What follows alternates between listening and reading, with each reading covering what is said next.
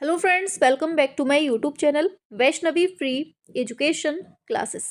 Friends, जैसा आप लोग देख रहे हैं कि आज हम आपको कला शिक्षक भर्ती जो आपकी यूपी टीजीटी आर्ट की होती है कला सब्जेक्ट से, उसके पेपर का जो पैटर्न होता है ना, जो आपका सिलेबस होता है, उसको आज हम डिस्कस करने वाले हैं। ठीक है। चाहे ये 2024 का मान लीजिए या 2023 में जो एग्जाम देने वाले हैं, दोनों लोग अपने आप को समझ सकते हैं। ठीक है। यहाँ पर आपको पूरा जो यूपी टीजीटी आर्ट में पढ़ना है, क्या पढ़ना है क्या नहीं पढ़ना है, और जो आपके यहाँ पर जो आप लोग सिलेबस देख रहे हैं, इस सिलेबस में क्या इंक्लूड है और इसके अलावा आपको एक्स्ट्रा में क्या पढ़ना है। जैसे आपने एक चीज़ सुनी होगी कि जो आपका सब्जेक्ट है, आपका कला सब्जेक्ट है, अभी तक केवल कला सब्जेक्ट ही लिया जाता था, लेकिन जीके जीएस के बारे में भी आप लोगों ने सुनी होंगी कि जीके जीएस वाला पोर्शन भी जुड़ना है। तो क्या कैसी प्रोसेस होने वाली है, क्या क्या आपके एग्जाम के लिए इम्पोर्टेंट होने वाला है, उन सब चीज़ों के बारे में आज हम जानने वाले हैं। ठीक है। कुल मिलाकर आज सिलेबस के बारे में हम लोग डिस्कशन करेंगे कि कौन सा टॉपिक आपके एग्जाम में पूछा जाने वाला है। ठीक है। तो जो बच्चे चैनल पे नए हैं, सब्सक्राइब वगैरह ना किए हों तो कर लीजिएगा। और हाँ, टीजीटी आर्ट की तैयारी करना चाहते हैं तो हमने काफ़ी सारी क्लासेस पढ़ाई हुई हैं और अभी भी पढ़ाते चले जा रहे हैं। ठीक है। तो पढ़ लीजिएगा। ठीक है। प्लेलिस्ट भी हमारी बनी हुई है। चलिए, हाँ ठीक है, अब सही है। ठीक है। तो जितना भी आपको यहाँ पर बता रहे हैं ना, अच्छे से समझ लीजिएगा। सारे फैक्ट बहुत बहुत ज़्यादा इम्पॉर्टेंट हैं। हर फैक्ट को अपने दिमाग में सेट करते हुए चलना है। ठीक है। चलिए, सबसे पहले हम स्टार्ट करते हैं। चलिए, सबसे पहले हम आपको बता दें कि जो आपका जीके जीएस वाला पोर्शन है, इसको समझते हैं। पहले पहले हम जीके जीएस वाले पोर्शन प्लस आपका जो कलर सब्जेक्ट है, जो आपके सब्जेक्ट वाइज क्वेश्चंस आते हैं, उनको समझते हैं। ठीक है।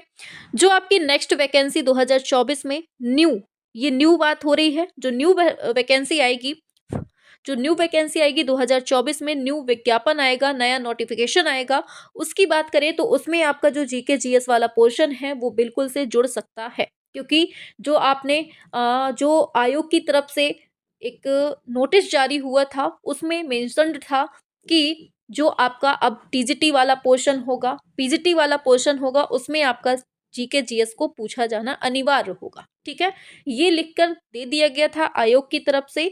तो ये जो होगा ना, ये जो अभी 2022 वाली वैकेंसी लटकी हुई है, ये 2022 वाले में तो नहीं होने वाला है, लेकिन जो 2024 मतलब इसके बाद की जो न्यू वैकेंसी आएगी, नया विज्ञापन जारी होगा, उसमें जरूर ये देखने को मिल सकता है जीके जीएस वाला पोर्शन। ठीक है। लेकिन फिलहाल जो अभी पुरानी भर्ती है, उस पर ये लागू होना संभव नहीं है, क्योंकि जो इसका नोटिफिकेशन जारी हुआ था, उस नोटिफिकेशन में ऐसा कुछ भी नहीं था।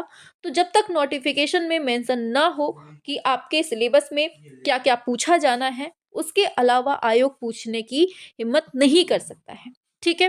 तो जो बच्चे पुराने हैं, जो टीजीटी आर्ट का 2022 वाले बच्चे हैं, उनके में जीके जीएस वाला पोर्शन नहीं आने वाला है। ठीक है। लेकिन फिर भी एक कदम आगे रहिएगा। कला सब्जेक्ट जो है वो आपको कंप्लीट पढ़ के रखना है अपने पास। मतलब कला सब्जेक्ट बिल्कुल मजबूत किए रहना। अगर लास्ट में कोई संशोधन भी करते हैं आपके नोटिफिकेशन में, तो थोड़ी सी गुंजाइश बची रहे कि जीके जीएस बस हमें कंप्लीट करना है, बाकी हमारा कला सब्जेक्ट जो है कंप्लीट हो चुका है। ठीक है। ये बात होगी। अब हम चलते हैं आगे की तरफ, बढ़ते हैं। अब हम बढ़ते हैं आगे की तरफ। तो हमने अभी जो पीछे बताया आपको, ये पूरा सिलेबस जो है, अभी हम आगे और करवा देते हैं। ठीक है। यहाँ पर हम आपको दिखा देते हैं। एक सेकेंड, जस्ट बस एक सेकेंड लगेगा। खोल ले हम सिलेबस को, उस सिलेबस को जूम करके दिखा देते हैं। ठीक है। चलिए, देखिए ये है आपका सिलेबस जो है, थोड़ा जूम कर दें। देखिए, ये जो आप लोग सिलेबस देख रहे हैं ना, इस सिलेबस को ही बस नहीं पढ़ना है आपको, और भी कई सारी चीज़ें हैं जिसमें आपको थोड़ा सा फोकस करना है। हम थोड़ा पेन पतला कर लें। चलिए, ठीक है, अब सही है। ठीक है। तो समझिए बात को, क्या क्या होना है। देखिए, ये जो आप लोग सिलेबस देख रहे हैं, ये मेनली आपका जो है यूपी टीजीटी वालों का ये सिलेबस रहने वाला है। ठीक है।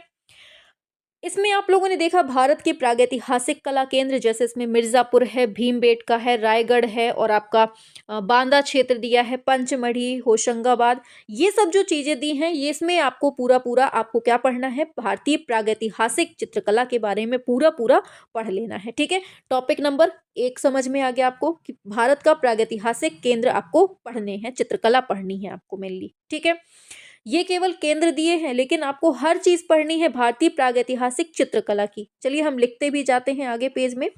पहला टॉपिक आपका क्या हुआ, प्रागैतिहासिक, प्रागैतिहासिक वाला पूरा पोर्शन आपको पढ़ना है। ठीक है, प्रागैतिहासिक वाला पूरा पोर्शन पढ़ना है, भारतीय प्रागैतिहासिक चित्रकला। ठीक है, पहला पोर्शन हुआ। दूसरा आपका आएगा टॉपिक सिंधु घाटी सभ्यता की कला।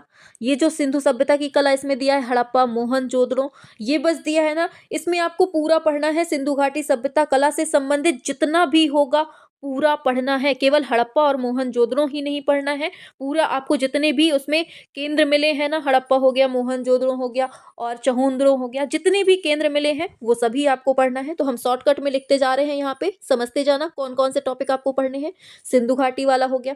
तीसरा टॉपिक अब समझिए, तीसरा क्या पढ़ना है। तीसरा है आपका भारतीय प्राचीन कला के जो केंद्र हैं, जैसे जोगीमारा हो गया, अजंता हो गया, बाघ, बादामी, सित्तनवासल, सिगरिया, एलोरा, एलिफेंटा, ये सब जो चीजें हैं ना, ये सब आपको कला के केंद्र पढ़ने हैं, प्राचीन कला के केंद्र। ठीक है, तो हम लिख दें आपको भारतीय प्राचीन कला के जो केंद्र हैं, प्राचीन कला केंद्र, ये भी आपको तीसरे पॉइंट में पढ़ना है। ठीक है, 3 टॉपिक हो गए।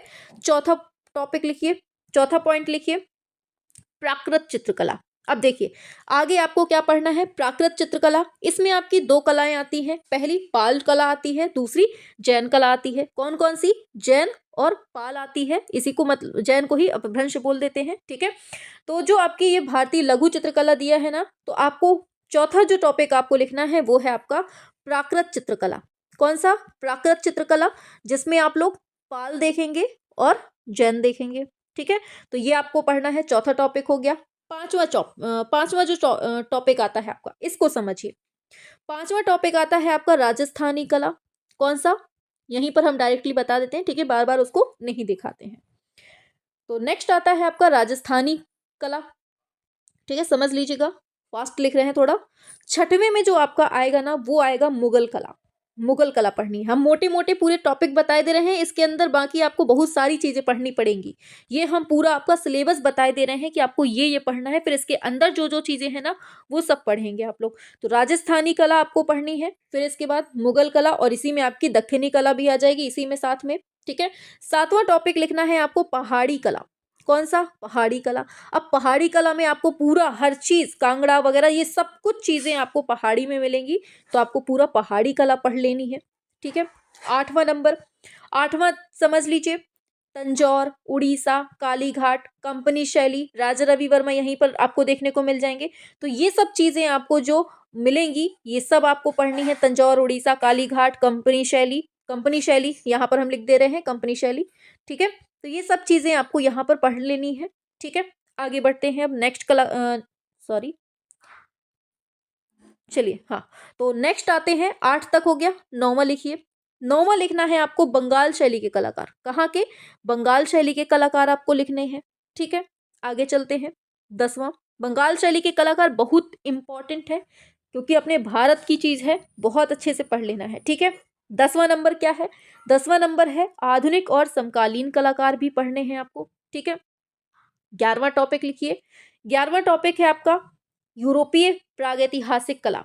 देखिए आप लोग जो वेस्टर्न आर्ट को पढ़ते हैं ना, तो बहुत ज़्यादा डीपली पढ़ने की कोशिश करते हैं। जैसे आप लोग ये सब पढ़ेंगे ना, राजस्थानी कला, मुगल कला, पहाड़ी कला, कंपनी शैली, ये सब जितना हमने अभी तक बताया है, इन सब को जब पढ़ेंगे ना, तो बहुत डीपली पढ़ेंगे आप लोग। इसको बिल्कुल पढ़ना है, डीपली ही पढ़ना है, क्योंकि यहाँ से जो क्वेश्चन आते हैं ना, खूब सारे आते हैं। लेकिन जो आपका ये यूरोपीय प्रागैतिहासिक कला होती है ना, यूरोपीय कला से बहुत कम क्वेश्चंस बनते हैं।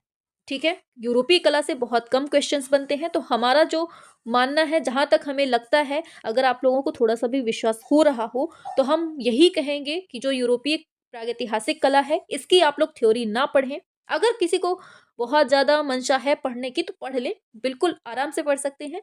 लेकिन इसमें आपको क्या करना है, हमारी माने तो जितने भी आपको क्वेश्चंस मिले वेस्टर्न आर्ट के, मतलब यूरोपीय प्रागैतिहासिक कला से संबंधित जितने भी आपको मतलब प्रैक्टिस सेट मिलते हैं, सारे प्रैक्टिस सेट बस सॉल्व कर लीजिए। उनसे ही आपके लगभग 2 से 3 क्वेश्चन फंसेंगे। 2 से 3 ना मान लीजिए, 5 मान लीजिए। अगर 5 क्वेश्चन भी आ रहे हैं तो आपको पूरी डिटेल पढ़ने की जरूरत नहीं है। आप लोग प्रैक्टिस सेट सॉल्व करेंगे ना, उतने से ही आपको यहाँ पर मिल जाएगा। ठीक है, चलिए, तो हो गया।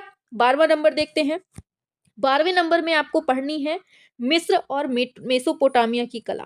क्या पढ़नी है इधर पे आपको? मिस्र और मेसोपोटामिया की कला पढ़नी है। ठीक है, समझ में आ गया।